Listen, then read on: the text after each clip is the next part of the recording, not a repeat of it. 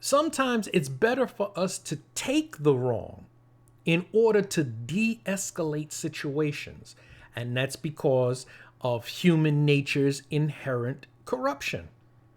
Sometimes it's better to apologize when you're not the one who's in the wrong, when you have nothing to apologize for, because it's going to cause the other person to bring it down a couple of notches, which is the ultimate goal.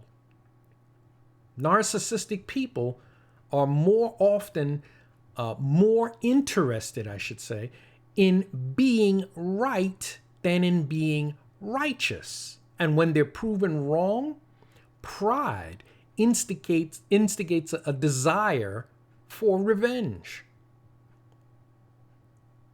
I mean, if we're ever lucky enough to get in a word edgewise with a narcissist, if we ever back them into a corner with evidence and facts and don't allow their double speak to be able to run around and bring more confusion, if we're ever able to back them into a corner with hard factual evidence, they may say, okay, but to them, it's not okay.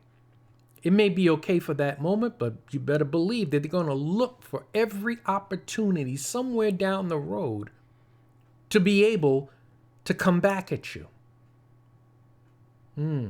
That's the desire for revenge. It ain't over until they're the victor. They'll start rumors to damage your reputation. They'll create problems. And they'll be looking for any opportunity to prove you wrong.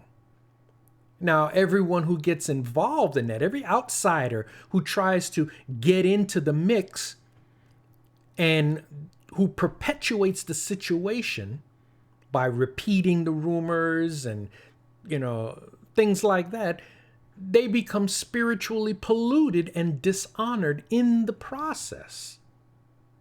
This is the reason why James says, be quick to listen and slow to speak. Jesus says to judge righteous judgment.